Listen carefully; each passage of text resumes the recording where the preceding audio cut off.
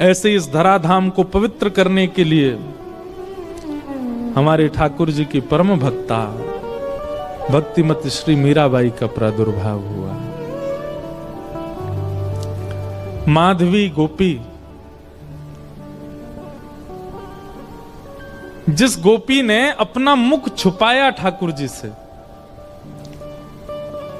अपनी मां के कहने पर, बहुत ध्यान से सुनिएगा,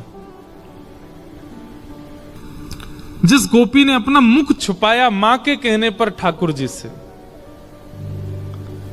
जब उसने ठाकुर जी को देखा तब उसके मन में आया कि अरे मां, विश्व की मां तो बालकों का कल्याण करने वाला पथ दिखाती है, पर आपने मुझे कैसा मार्ग बताया? जिस संसार से मुख छुपाना चाहिए था उसको तो दिखाने की आज्ञा दी, और जिनको दिखाना चाहिए था उनसे छुपाने की कह दी। अब तो दिन प्रति बस कृष्ण मन, कृष्ण तन, कृष्ण ही हमारो धन, बस कृष्ण देखें कैसे भी। कल थोड़ी कथा में कह चुका था पहले, समय आया इंद्र पूजा बंद करके सब ब्रजवासी गोवर्धन पूजा करने के लिए गए, और 84 कोस के जितने ब्रजवासी हैं सब इकट्ठे भये। और वहीं इंद्र ने जब कोप करके वर्षा की, 7 बरस के ठाकुर जी ने 7 कोस लंबे चौड़े गिरिराज पर्वत को अपनी बाम हस्त की कन्नी उंगली पर धारण किया। और जैसे ही ठाकुर जी ने गिरिराज जी धारण किए, दूर दूर खड़े हुए लाखों ब्रजवासी सब गिरिराज जी के समीप आ गए, सब भीतर आके खड़े हो गए। सब में आपस में चर्चा चल रही। अब गिरिराज जी 7 कोस लंबे हैं और दूर दूर वाले ने तो ठाकुर जी दिखे ही नहीं रहे हैं। सब बस ये कह रहे हैं, नंद के लाला ने गिरिराज जी उठा लिए, नंद के लाला ने पर्वत उठा लियो, नंद के लाला ने पहाड़ उठा लियो। यही चर्चा जब माधवी के कान में पड़ी तब माधवी बोली, शायद अब तो सबके बीच में ठाकुर जी अब तो दिख ही जाएंगे। क्योंकि जब जब श्याम सुंदर को देखने माधवी जाती, नेत्रों में जल आ जाता, धुंधलापन आ जाता, ठाकुर जी दिखते नहीं, क्योंकि शाप दे दिया ठाकुर जी ने। और ये शाप नहीं है, ये शाप नहीं है, ये विरह है। बंधुओं, हम एक बात निवेदन करें, मीराबाई का चरित्र या तो हम स्पर्श करते नहीं हो, करवा रहे हो तो फिर एक अच्छे से ही सुनियो। इस स्थिति में ना आना पड़े इसकी प्रार्थना कीजिएगा, क्योंकि अब कलिकाल ऐसा बचा नहीं है कि आप इसको सहन कर पाओ।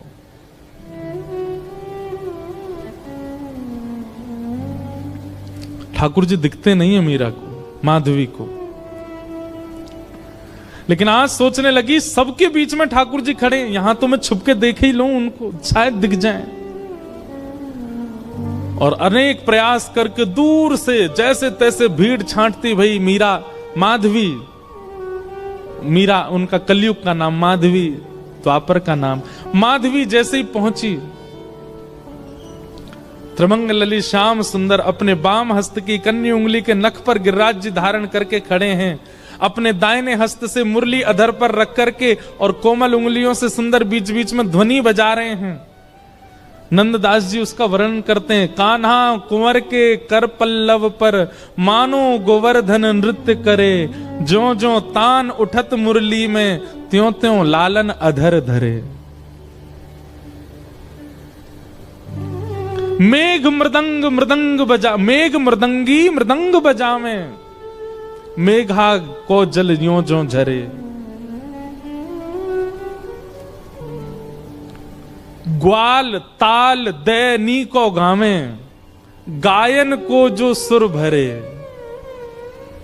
देत आशीष सकल ब्रज नारी, नंद दास के तिमिर हरे।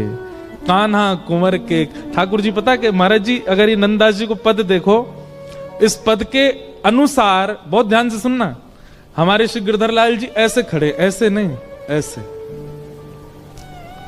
उनके ये चारों भुजाएं ऊपर हैं। तब हमें एक वैष्णव ने बताया, बोले ठाकुर जी कैसे कर रहे हैं पता है, सब ब्रजवासी खड़े हैं और श्री गिरिराज जी ठाकुर जी से कह रहे हैं, हे जय जय, मेरा स्वरूप इतना विशाल है कि मैं महाराष्ट्र में तो आ ना पाऊंगा, लेकिन आपके हस्तकमल और मेरे हस्तकमल मिले ने, ये 7 दिना तक मेरे संग रास ही कर लो। ठाकुर जी गिरिराज जी के संग रास कर रहे हैं, तो कभी ठाकुर जी ऐसे रहते हैं और फिर नेक ऐसे उछाल के फिर ऐसे ले लें, फिर ऐसे ले लें, फिर ऐसे ले लें, फिर यूं कर लें, कभी यूं कर लें, कभी ऐसे कर लें, मानो बार बार अपनी उंगलियों पे नर्तन करवा रहे हैं श्री गिरिराज जी को ठाकुर जी। अद्भुत छवि है। तभी माधवी पहुंची। जैसे ही ठाकुर जी के समीप पहुंची है, उस स्थान पर पहुंची जहां ठाकुर जी खड़े हैं, जैसे ही नेत्र भर के ठाकुर जी को देखने का प्रयास किया, जल भर आया नेत्रों में। मानो जैसे कोई धुंध आ गई हो, खूब मीड़ रही है, अपनी आंखों को मीड़ मीड़ के लाल कर लिए हैं, लेकिन ठाकुर जी दिख नहीं रहे हैं। आज पीड़ा असहनीय हो गई माधवी की। अर्धरात्रि का समय ठाकुर जी के चरणों से लिपट गई और बोली, मैंने इतना बड़ा अपराध किया कि आप मुझे दिख ही नहीं रहे हो। हे श्याम सुंदर, अब पीड़ा मत दो, अब दिख जाइए, एक क्षण दिख जाइए, आप दिखें और मैं प्राण त्यागूं, बस मुझे और कुछ नहीं चाहिए। ठाकुर जी बोले, माधवी तेने मुझको अपना रूप नहीं दिखायो। माधवी बोली, देख लो, मैं सामने खड़ी हूं, अब देख लो मेरे नेत्र, मेरे मुखमंडल को देख लो, जैसे चाहो देख लो, पर मेरे ऊपर तो ये जो दोष है ये हटाओ, मुंह को देखन दो आपको। ठाकुर जी बोले, अब तो माधवी ये पीड़ा तुमको ने सहनी पड़ेगी, क्योंकि वस्तु का मूल्य तब चित्त में ज्यादा बढ़ता है जब वह वस्तु समीप हो पर मिले ना। और प्रेम लक्षणा भक्ति में जितना विरह होगा, जितनी व्याकुलता होगी, जितनी तड़प होगी, उतना वह प्रेम पुलकित होगा, उतना वह प्रेम लक्षणा भक्ति का इत्र महकेगा और दूसरों को महकाएगा। मैं चाहूं आगामी कलिकाल में लोगन के चित्त में श्रद्धा होगी, विश्वास होगो, लेकिन प्रेम नहीं होएगो। उनके चित्त में प्रेम प्रकट करवे के काज मैं तो नहीं आऊंगो, तो को भेजूंगो। और वाक्य काजे तोए या जन्म में मेरे रूप के दर्शन को त्याग करनो पड़ेगो, थोड़ो सहनो पड़ेगो। मीराबाई ने सहा है हमें और आपको प्रेम देने के लिए। मैं और आप आज जिस प्रेम के मार्ग पर चल रहे हैं, जिस प्रेम की एक बिंदु हमारे ऊपर गिरती है, वह बिंदु के अधिकारी हम मीराबाई की वजह से बने हैं, क्योंकि उन्होंने द्वापर में दर्शन का त्याग किया है। त्याग नहीं, विरह सहा है, वो तड़पी हैं ताकि हमें प्रेम दे सके। माधवी बोली, मुझे बस अवधि बता दीजिए, कम से कम एक अवधि पता होगी तो मैं उस अवधि के सहारे रह लूंगी कि इतना समय लगेगा आपके दर्शन में। एक अवधि बता दो, 10 वर्ष, 50 वर्ष, कितने वर्ष लगेंगे? अवधि सुनकर के तो माधवी गिर पड़ी, रोने लगी। ठाकुर जी बोले, 1 युग।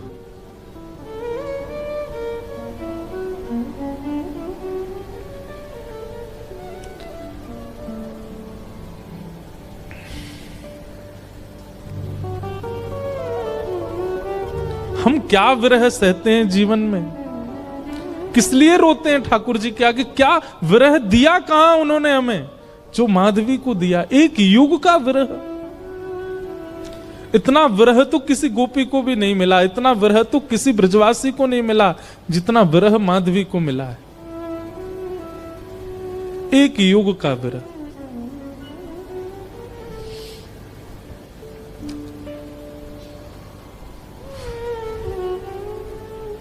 लेकिन क्या करे, प्रतीक्षा के अलावा और कुछ नहीं है जीवन में। चरणों में रोती हुई माधवी जाने लगी। और एक वैष्णव का स्वरूप नहीं है आत्म दाह करना, चाहे तो त्याग दे शरीर, लेकिन नहीं। अब कृष्ण ने कहा है कि प्रतीक्षा करो तो करनी है। वो प्रतीक्षा के ही शब्द हैं जो मीराबाई लिखती हैं, जो शब्द हमारे हृदय को विदीर्ण करके भीतर प्रवेश कर जाते हैं। वो शब्द किसी 2, 4, 10 वर्ष की प्रेमिका के नहीं है, एक युग की प्रतीक्षा करने वाली प्रेमिका के शब्द हैं।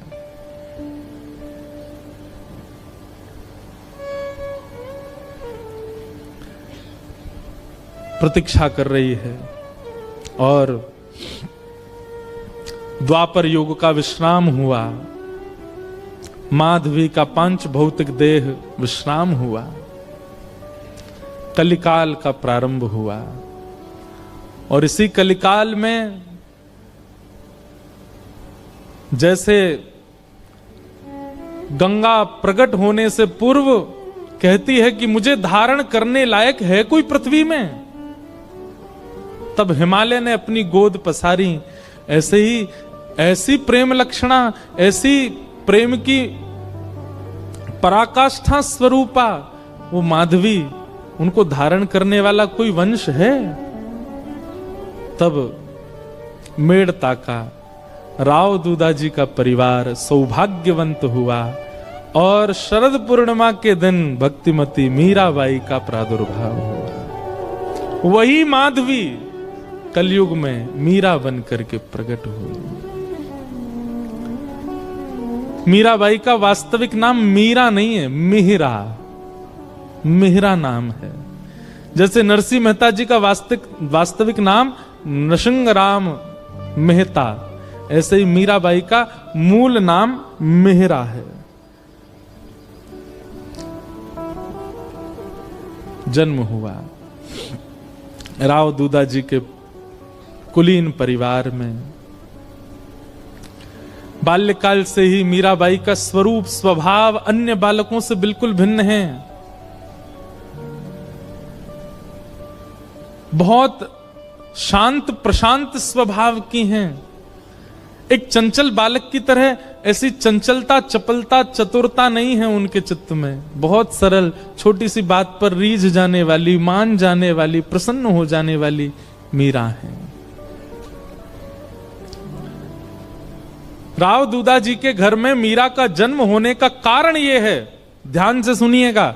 एक वैष्णव बालक यदि आपके घर में जन्मेगा, कोई बालक आपका भविष्य में चलकर के वैष्णव होगा, उसके पीछे कारण क्या होगा? राव दूदाजी एक दिन भी बिना हरि चर्चा के व्यतीत नहीं करते। मेड़ता में एक बार को कोई राजा आ जाए, उसके स्वागत सम्मान में कोई कमी हो सकती है, लेकिन मेड़ता में कोई महापुरुष संत आ जाएं, उनके स्वागत के लिए स्वयं राव दूदाजी जाते हैं। और नित्य प्रतिदिन नवीन संतों का आगमन होता है, अयोध्या से, ब्रजधाम से, द्वारिका से। एक बात कहें बंधुओं, अपने घर के द्वार सबके लिए बंद रखो, पर भगवत भजनानंदी वैष्णवों के लिए कभी नहीं। सदा ऐसा प्रयास करो कि आपके यहां कोई ना कोई आता ही रहे। अगर एक सप्ताह तक कोई ना आवे तो आपके चित्त में चिंता होनी चाहिए कि कोई आया क्यों नहीं। किसी को फोन करके जबरदस्ती टिकट करके बुलाओ, आ जाओ, हमारे घर पर रहो।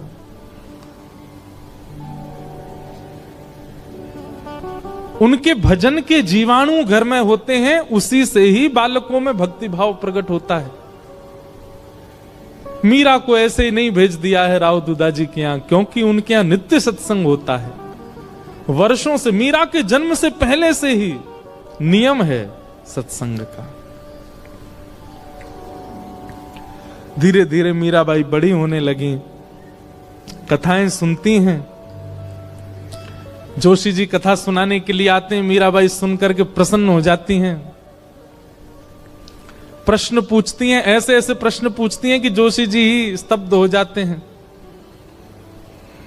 मीराबाई का स्वभाव ऐसा बताया गया कि कोई पूछता कि आप कौन हो, तो मीराबाई अपना परिचय ऐसा नहीं देती कि मेड़ता नरेश महाराज राव दूदाजी की मैं पौत्री हूं, बल्कि अपना परिचय ऐसे देती हैं, परम गौभक्त संत सेवी परम सत्संगी श्री ठाकुर जी राधा माधव की नित्य लीला नित्य सेवा में प्रवीण श्री राव दूधा जी की मैं पौत्री हूं। वो कभी ऐसा परिचय नहीं देती हैं कि इतने बड़े राजा घराने की मैं पुत्री। ये गुण भागवत में लिखा है कि परम भागवत कभी भी अपने उच्च कुल, अपनी जात, अपनी आदि आदि के प्रभाव में नहीं रहता। मीराबाई ऐसी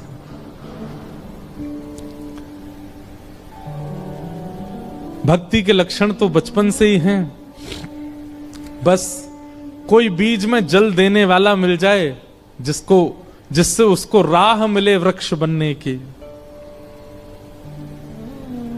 एक दिन ढोल नगाड़े ताशे बज रहे थे। मीरा दौड़ी दौड़ी अपनी मां के पास गई। मां, ये क्या हो रहा है? कौन सा उत्सव मन रहा है? तो मां ने कहा, मीरा, ये बारात जा रही है, एक लाली का ब्याह हो रहा है, उसका पति जा रहा है अपने परिवार के साथ नाचता गाता हुआ, ब्याह करके उसको अपने घर ले जाएगा। मीरा कहती है, ऐसे दुल्हा सबके लिए आते हैं? बोले हां, सब कन्या का ब्याह होता है, सबके दुल्हा आते हैं। अच्छा, तो मां मेरा भी ब्याह होगा? हां, तेरा भी ब्याह होगा। जैसे तेरे बापू सा हैं ऐसे ही तू भी ब्याह करेगी और फिर तेरे बालक भी उनको बापू बोलेंगे और तू उनकी मां होगी, तेरा भी ब्याह होगा। मीरा सोच में है और कहती है, मेरे बींद कौन होंगे फिर? मेरा ब्याह किससे होगा? कौन होंगे मेरे बींद? छोटी सी कन्या ऐसे सवाल पूछे तो मां तो उसको मजाक में ले लेती है। अरे मीरा, ये कोई समय है, अभी थोड़ी बड़ी तो हो जा। कभी और कार्य में लगते हैं, कभी और मीरा की तो वो चिंता का विषय हो गया कि मेरे बींद हैं कौन और वो कब आएंगे मुझे लेने। बार बार बस यही पूछती है, मेरा किससे ब्याह होगा, मेरा किससे ब्याह होगा, मेरे बींद कौन है। एक दिन हार के मां ने मीरा को गोद में लिया, पूरे दिन चिल्लाती रहती है, ये तेरे बैठे कमरे में मुरली हाथ में लिए त्रिभंग लली, ये जो स्वरूप है, ये गिरधर, यही है तेरे बींद।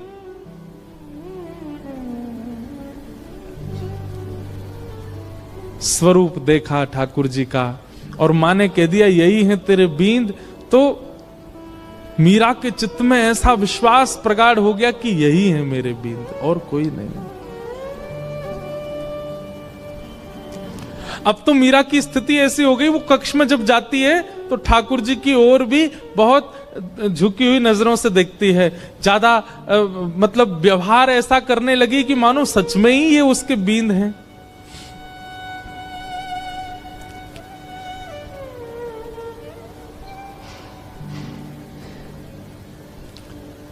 संतों से कथा सुनती है और चित्त में ठाकुर जी के प्रति संबंध का प्रगाढ़ विश्वास कर चुकी मीराबाई धीरे धीरे प्रेम लक्षण भक्ति में प्रकट होने लगी।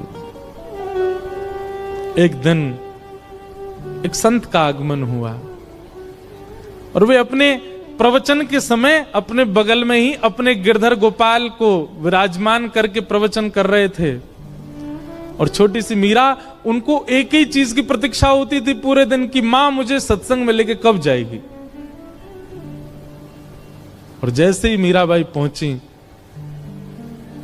छोटी सी मीरा कथा सुनते सुनते दृष्टि पड़ी बगल में बैठे हुए गिरधर स्वरूप पर, वो गिरधर गोपाल पर।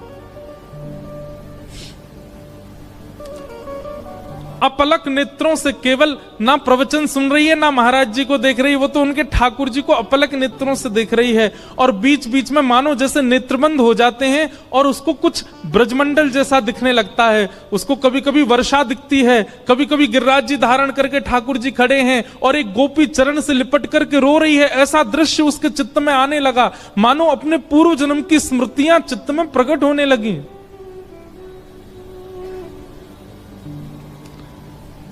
ठाकुर जी ने माधवी से कहा था, एक संत के माध्यम से मैं तेरे पास आऊंगा।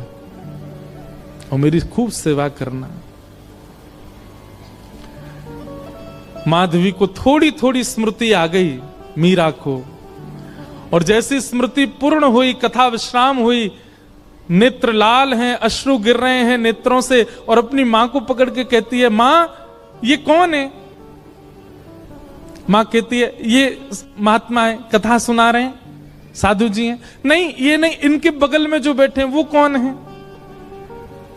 ये तो इनके ठाकुर जी हैं। हाँ, तो मेरे बींद ना, आपने कहा था ना मेरे बींद, वही है ना ये?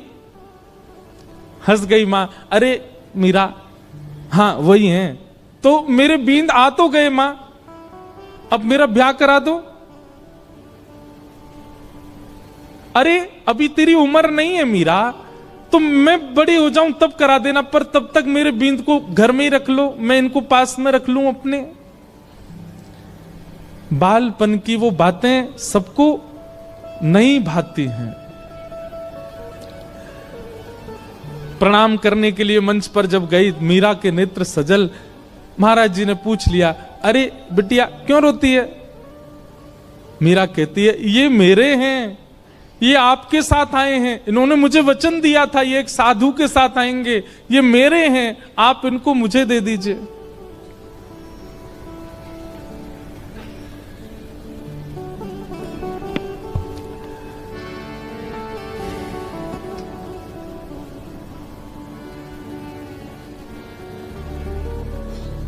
ये मेरे हैं।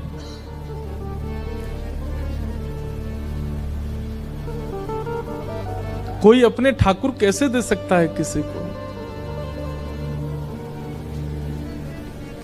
और वो भी पूजा के ठाकुर जी हो तो दिए भी जाएं, लेकिन जिनसे स्नेह प्रेम के लाड़ के ठाकुर जी, वो किसको कैसे मिल जाएंगे? पहले तो छोटी बालिका समझ करके महात्मा हंस गए, लेकिन जब कहने लगी ये तो मेरे हैं, जिद करने लगी, तो महात्मा भी प्रेमी थे, व्याकुल हो गए, अपने ठाकुर जी को हृदय से लगा के तुरंत चले गए वहां से। मीराबाई कहने लगी, संत बुरे नहीं है, माता पिता बुरे नहीं है, आप ही मेरे पास आना नहीं चाहते हो। अरे और कितनी प्रतीक्षा कराओगे? मैं कब से प्रतीक्षा करती हूं, अब आ तो गए हो एक महात्मा के द्वारा, अब आ क्यों नहीं जाते मेरे पास?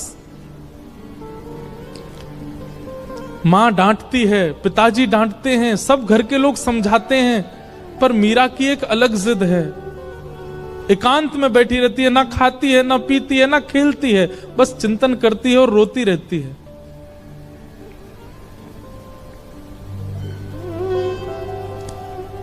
प्रतिज्ञा ले ली, मैं अन्न नहीं खाऊंगी, अब मैं प्रयास नहीं करूंगी कि आप आओ मेरे पास,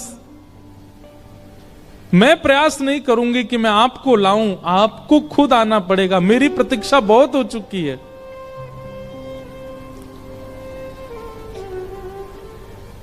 वहां महात्मा ठाकुर जी की सेवा शयन करा करके जैसे शयन में गए, ठाकुर जी उनके स्वप्न में आ गए और स्वप्न में आकर के बोले, बाबा आपने मेरी खूब सेवा करी, खूब मेरे 56 भोग लगाए, खूब मुझको लाड़ प्यार कियो, खूब मुझको डुलायो, इतनो भाव से मेरी सेवा करी बाबा, पर अब आपकी सेवा पूरी है गई।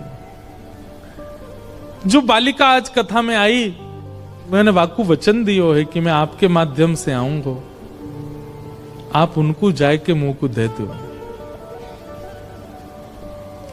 अब जब ठाकुर जी ही स्वयं आज्ञा कर दें तो फिर कोई कैसे मना करे।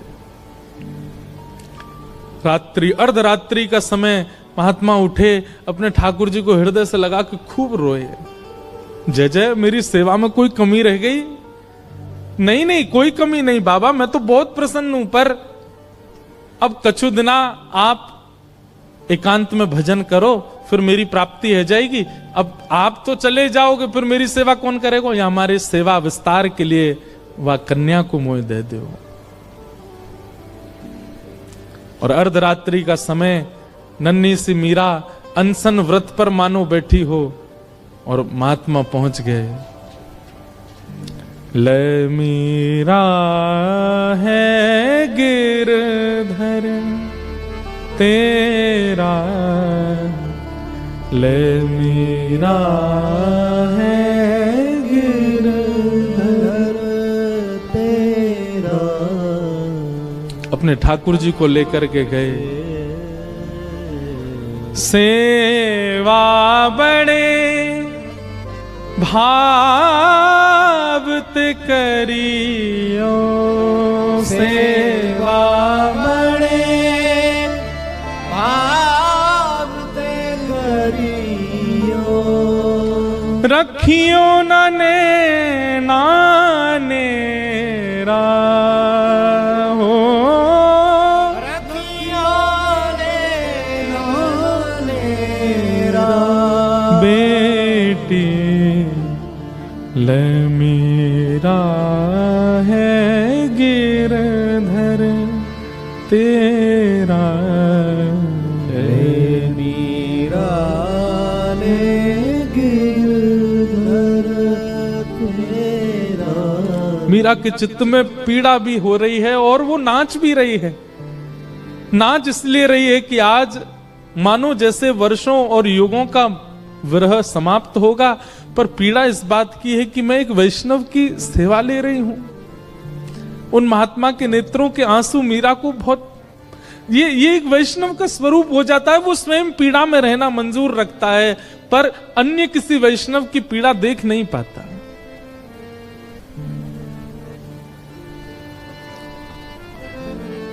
सो ही सुहागन प्रिय जाहिरी जे, सोई सुहागन प्रिय जाहिरी जे। तू सुहागन है बेटी।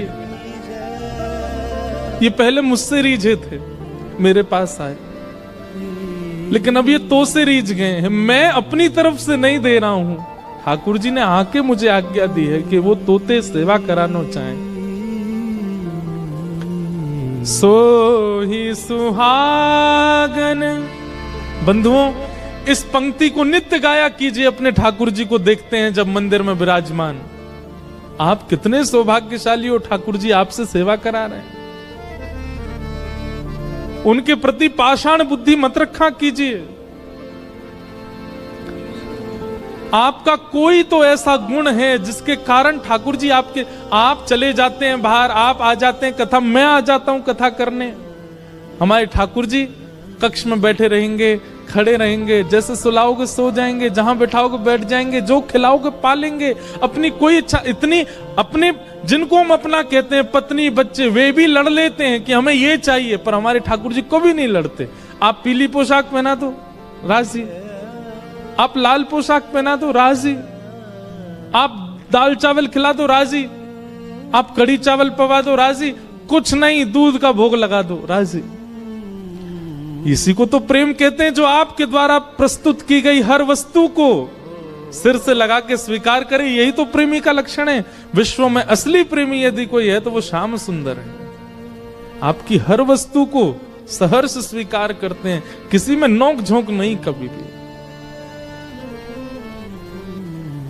सो ही सुहागन प्रिय जाहिरी जे, सोई सुहागन प्रिय जाहिरी जे। कैसा तेरा मेरा हो, कैसा तेरा मेरा बेटी ले मीरा है गिरधर तेरा, ले मीरा ले गिरधर तेरा। मीराबाई को ठाकुर जी दे दिए हैं।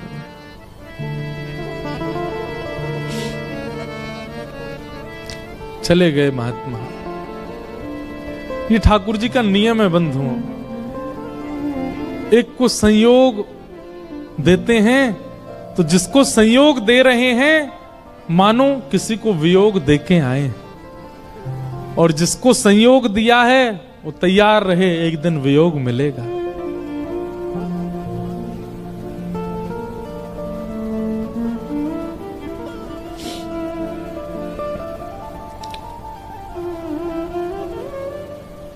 इसीलिए हमारे अष्ट सखा कहते हैं, यह धन धर्म ही ते पायो, यह धन धर्म ही ते पायो। नी के राख यशोदा मैया, के राख हम सब यशोदा हैं। यशोदा मैया, नारायण घर आयो, नारायण घर आयो। यह धन धर्म ही ते पायो। अब तो मीरा बस आनंद में रहती है, प्रसन्न रहती है, झूमती रहती है, मानो अब इससे बड़ा सुख उनके जीवन में और कुछ नहीं है, आनंद है। और तभी मैं बहुत सूक्ष्म सूक्ष्म मुख्य मुख्य भाव सुना रहा हूं। बस एक अवस्था हो गई मीराबाई की, प्रेम तो चित्त में खूब है, परंतु एक संकट का एक मानो बादल मंडरा रहा था मीराबाई के ऊपर। क्यों? अब मां, पिता, घर के सब बड़े सदस्य और राव दूदाजी तो पधार चुके हैं। मीरा बहुत रोई जब दादाजी गए, क्योंकि वही थे जो भक्ति मार्ग में लेके आए मीरा को। संकट इस बात का है कि अब सब चर्चा करते हैं कि मीरा का ब्याह करो। एक दिन मीरा अपनी मां से लड़ने लगी, मां आप मेरा किससे ब्याह कर रही हैं? अरे मेवाड़ के राजा, मेवाड़ के राजकुमार राजा भोज, तुम जानती हो उनका पराक्रम, तुम जानती हो उनका बल, तुम जानती हो उनका ऐश्वर्य। अपनी मां से मीरा कहती है, तो फिर ये कौन है जिनको बचपन में आपने मेरा बींद बताया था? अरे बालापन की बात है, बचपन में ऐसी तू जिद कर रही थी इसलिए बोला। बोले मां आपने तो ऐसे ही बोल दिया, परंतु मैं तो चित्त में घर करके बैठी हूं कि यही मेरे बींद हैं, और मेरा स्वभाव व्यवहार सब कुछ वैसा ही है। आप अपनी बात से कैसे मुकर सकती हैं मां? चुपचाप तैयार हो जा, तुझे देखने वाले आ रहे हैं। कौन समझे विरह वेदना। मीराबाई बैठी है अपने ठाकुर के सामने, मंदिर में ही बैठी है, कुछ विशेष श्रृंगार नहीं किया है। तभी भोजराज और पूरा परिवार सब आए।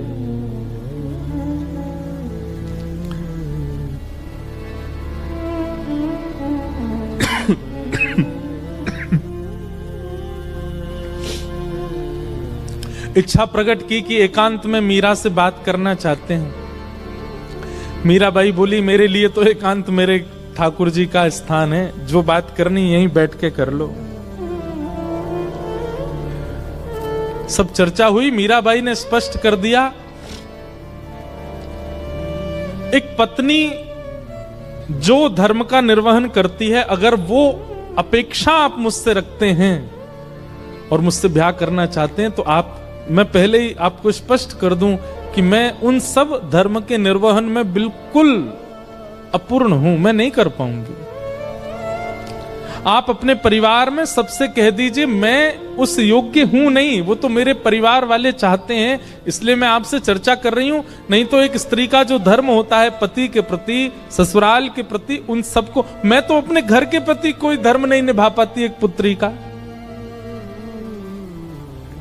इसलिए मैं आपसे पहले ही स्पष्ट कर देती हूं कि एक पत्नी का धर्म मैं नहीं निभा पाऊंगी।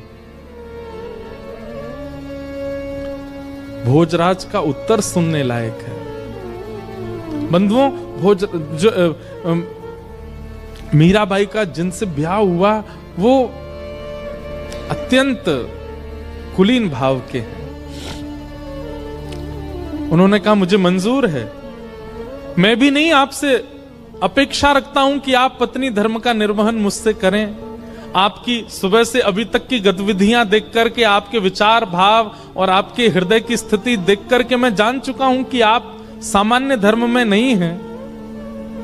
परंतु अब मेरी इच्छा और ज्यादा आपसे विवाह करने की इसलिए है कि मैं आपसे पत्नी धर्म का निर्वहन नहीं करवाना चाहता। मैं चाहता हूं हमारी मेवाड़ की भूमि में राजा तो बहुत आते हैं, मेवाड़ की भूमि में बड़े बड़े महापुरुष आते हैं, बड़े बड़े योद्धा आते हैं, पर मेवाड़ की भूमि पर अभी तक किसी भक्त के चरण नहीं पड़े।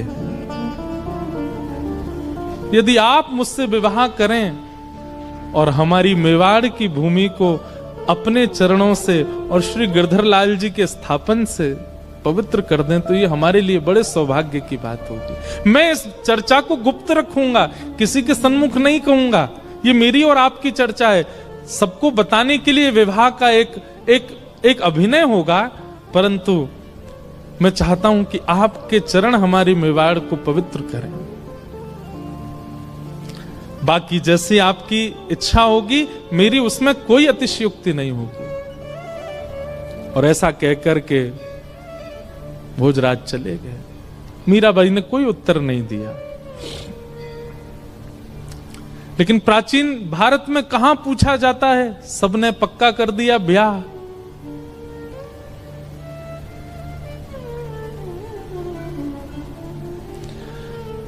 मीराबाई एक संत से जाके कहती है कि कभी अगर हृदय में बहुत वेदना होती हो और अपने प्रियतम को बतानी हो तो उसके लिए कोई उपाय है? तब एक संत ने कहा तुम पत्र लिखा करो और वृंदावन जाने वाले किसी व्यक्ति के हाथ वो पत्र भेज दिया करो।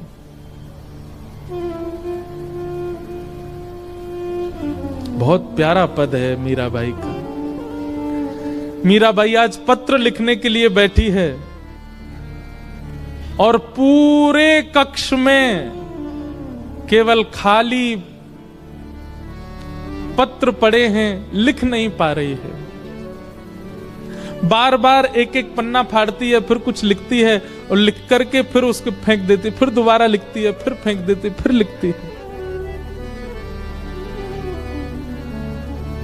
किसी ने आकर के कहा मीरा ये क्या करती है तू, इतने पत्र पड़े, ये सब क्या है?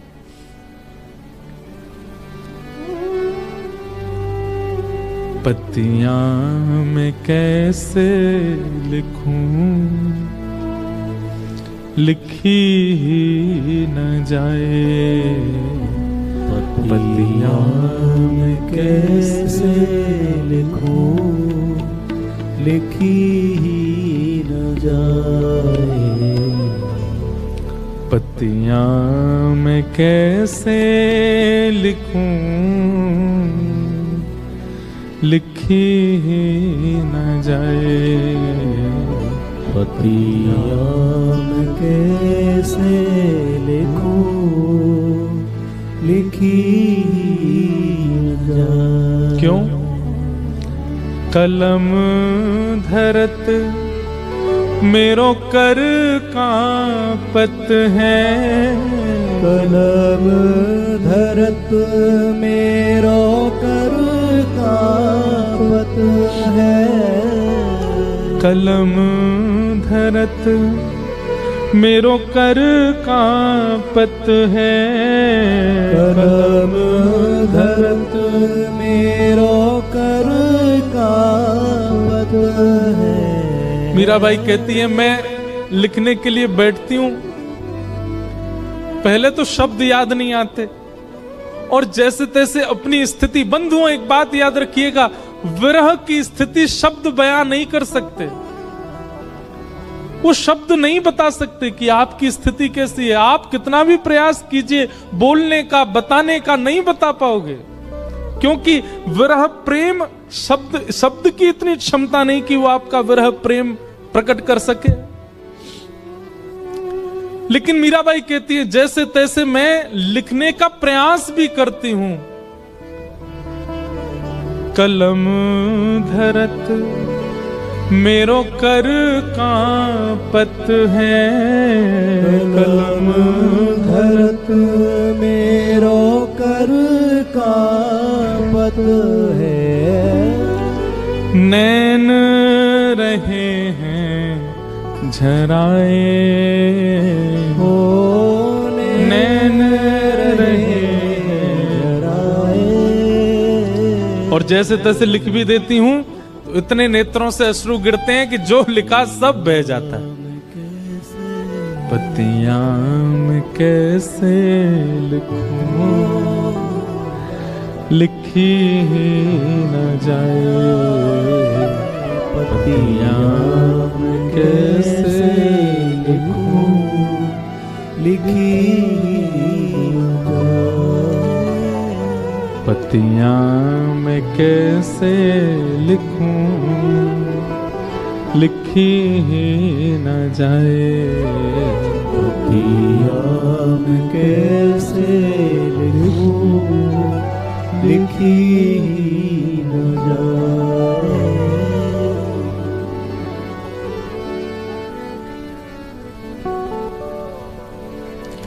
मीराबाई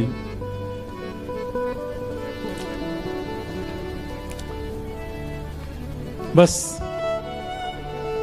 स्मरण करती हैं, वृंदावन की दिशा की ओर देखती रहती हैं। अभी भी विरह समाप्त नहीं हुआ है। घड़ी आई विवाह की, पूरा मेड़ता सजा है, परंतु होने वाली दुल्हन उसके मुख पर बिल्कुल प्रसन्नता नहीं है। मीराबाई ठाकुर जी के सामने बैठकर के केवल इतनी प्रार्थना करती है, मैं देह और आत्मा को अलग मानती हूं। मैं जानती हूं देह की क्रिया आप स्वीकार नहीं करते। देह भले ही कोई और वर्ण करके ले जाए, कम से कम आत्मा आपकी है, ये स्वीकार करके मुझे कैसे भी बता दीजिए कि आपने मुझे स्वीकार कर लिया। मुझे और कुछ नहीं चाहिए। अन्य से देह का विवाह हो, उससे पहले पहले आत्मा का आपसे विवाह हो जाए। हे ठाकुर जी, मैं और कुछ नहीं मांगती आपसे।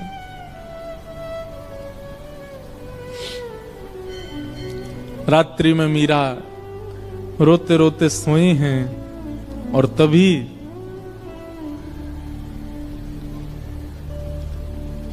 स्वप्न में श्री ठाकुर जी पधारे और मीराबाई के साथ स्वप्न में ही विवाह संपन्न हो गया। ठाकुर जी ने विवाह किया। प्रातः काल का समय, पूरे घर में शादी की तैयारियां चल रही हैं। मां दौड़ी दौड़ी मीराबाई के कक्ष में गई, अभी तक मीरा उठी नहीं है। जैसे ही भवन में प्रवेश करके भीतर देखा, एक नवीन शादी का जोड़ा पहने हैं, हाथों में मेहंदी रची हुई है, मांग में सिंदूर भरा है, गले में सुंदर ऐसा अद्भुत मंगलसूत्र पहन रखा है, यहां तक केवल चूड़ियों से अलंकृत हाथ हैं। अद्भुत श्रृंगार और प्रसन्न मुद्रा में मीरा सोई है। मीराबाई के विवाह के लिए जो पोशाक मंगाई गई है वो तो दूर रखी है, ये एक नवीन पोशाक, और ऐसी पोशाक की मेड़ताओं ने भी कभी नहीं देखी होगी।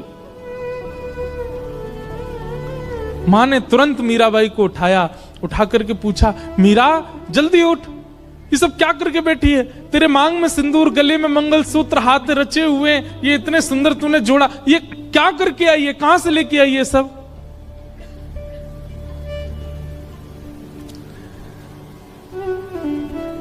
मीराबाई जोर से हंसी, अपना माँ का हाथ पकड़ के कहती है, माँ माई सपनानु वरना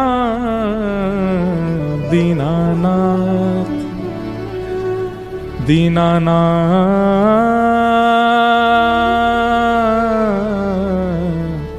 दीनानाथ। माई कल मेरा ब्याह हो गया। किससे ब्याह हुआ?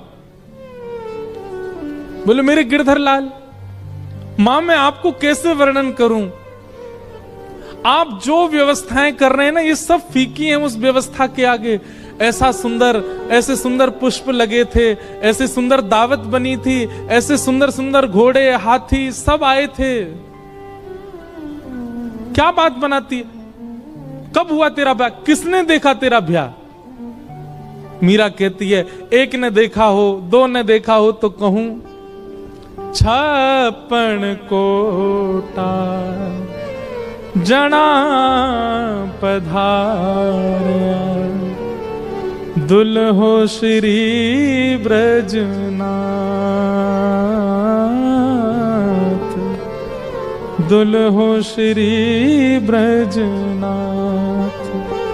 मां 56 करोड़ बराती आए थे।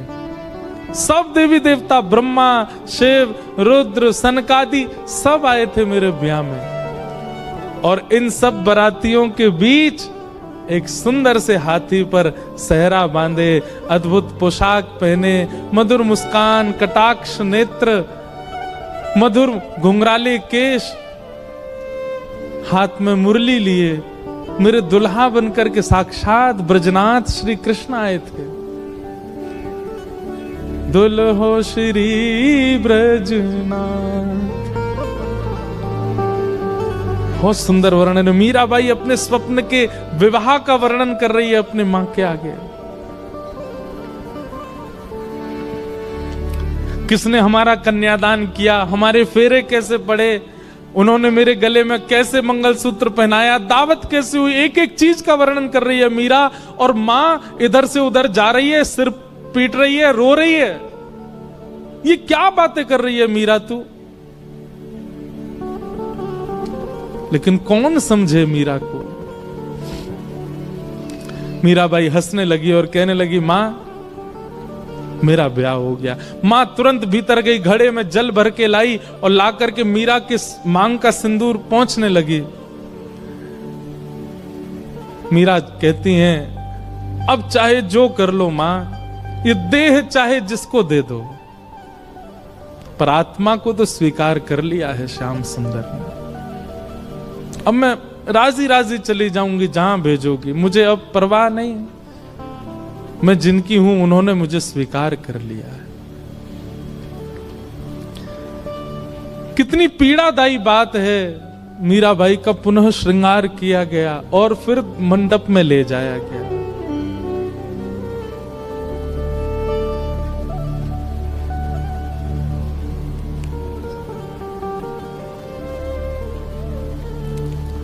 रो तो रही हैं, लेकिन किसको समझाएं, कोई समझ नहीं रहा है। और फिर विवाह हुआ। और विवाह के बाद जब मेवाड़ को जाने लगी मीराबाई, अपनी मां से जाकर के केवल कहा, मां ने कहा तेरे लिए मैंने ये दे दिया, इतने बक्से दिए हैं, इतने सोने चांदी हीरे जवाहरात आदि आदि सब भेज रही हूं, बिल्कुल परेशान मत रही हो। मीराबाई कहती हैं, सब रख लो, बस मेरे गिरधर लाल दे दो, उनको लेके चली जाऊंगी, मुझे इन सब की आवश्यकता नहीं। एक अश्रु बिंद नहीं है मीरा के नेत्रों में विदाई के समय। अपने ठाकुर जी को गोद में ले रही है, सब देख रहे हैं मीरा को, रो रहे हैं, पर मीरा केवल अपने ठाकुर जी को निहार रही हैं, नेत्र नीचे करके।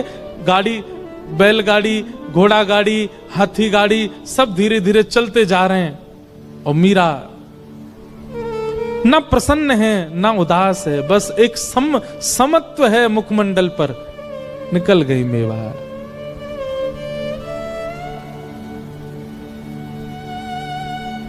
मीरा का प्रेम कौन कह सकता है? इस तुच्छ मुख से कितना कहें उनका प्रेम। केवल त्याग है पूरे जीवन में और कुछ नहीं। आ गई, विवाह हो गया। विवाह के बाद उनके पति अनुकूल थे, उनकी पूजा में कभी विक्षेप नहीं होने देते थे। लेकिन ठाकुर जी की पता नहीं कैसी लीला है कि जो अनुकूल होता है भक्ति में उसको दूर कर देते हैं। और एक दिन आगरा के युद्ध में पूरे परिवार में केवल मीरा का संग देने वाले उनके पति, उनको इतने बाण लगे कि वे मरणासन अवस्था में आ गए। मरणासन अवस्था में जब लाया गया, वैद्य ने लेप करके उनको जब कक्ष में लिटाया, मीरा दूर खड़ी खड़ी देख रही है और एक मित्र के भांति दोनों चर्चा करते हैं। लेकिन भोजराज मीरा के प्रति गुरु का भाव रखते हैं। भोजराज कहते हैं, मैंने आपका स्पर्श कन्यादान के समय किया था, आपके हस्त कमल का, परंतु अब मुझे लगता है मेरा अंत समीप है, उससे पूर्व में एक बार आपका स्पर्श करना चाहता हूं। मीराबाई कुछ नहीं बोली। तो भोजराज कहते हैं, मैं एक बार केवल आपके श्री चरणों का स्पर्श करना चाहता हूं।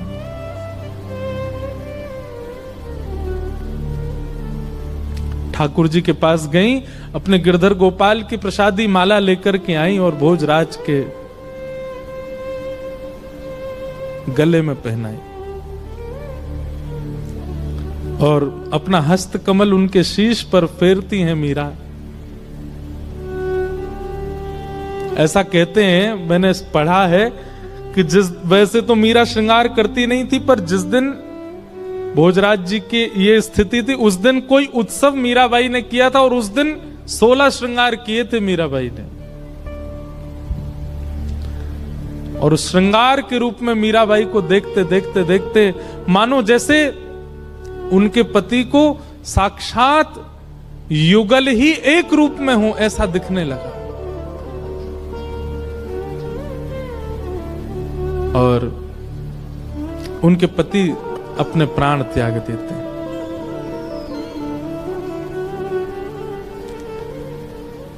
अब पूरे मेवाड़ में एक भी व्यक्ति मीराबाई के पक्ष का नहीं है। ऐसा सुनने में आता, उनके ससुर जी भी पक्ष में थे, वे भी चले गए और कोई पक्ष का नहीं है, सब विपक्षी हैं।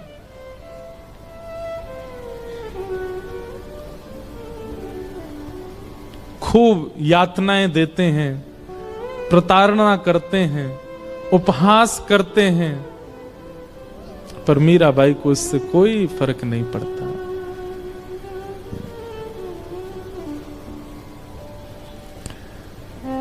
एक बार जब वैद्य को विष बना करके देना पड़ा और मीराबाई चरणामृत समझ के पी गई, कुछ हुआ नहीं, तब उसी वैद्य को 2 बूंद पिला दी गई राणा के द्वारा, मर गया वो वैद्य। तब मीराबाई के चित्त को क्षोभ हुआ कि मुझ तक पीड़ा रहे मैं सह लूं, पर मेरे अलावा किसी और को मिले ये मैं सहन नहीं कर सकती। गोस्वामी तुलसीदास जी को पत्र लिख करके मीराबाई ने अब पूछा क्या करूं। तब गोस्वामी जी ने आज्ञा की कि अब ऐसों का त्याग करो जो हरि विमुख है। और मीराबाई मेवाड़ से अभी वृंदावन नहीं गई, मेड़ता गई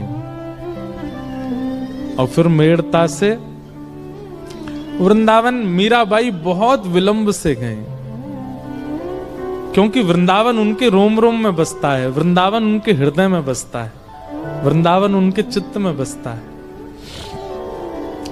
आगे लीला में मीराबाई वृंदावन गई और फिर वृंदावन में कैसे उनको निकुंज का रास का दर्शन हुआ, वो सब लीला हम सुनेंगे। आइए मीराबाई के इस सुंदर भाव को यहीं विश्राम देते हैं और फिर आगे का प्रसंग हम सुनेंगे।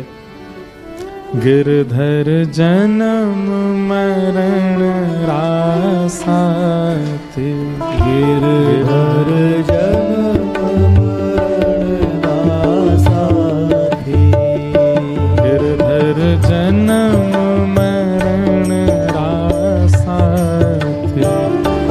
मीराबाई जन्म मरण रासाते, हो आए नाय बिसरू में दिन राती, हो आए नाय बिसरू में दिन राती, हो आए नाय बिसरू में दिन राती, हो आए नाय बिसरू में दिन राती, गिरधर जन्म मरण रासाते, गिरधर जन्म मरण रासाते, गिरधर जन्म मरण रासाते, गिरधर जन्म मरण रासाते, ओ पल पल पिय को रूप निहारूं, निरख निरख सुख पाती,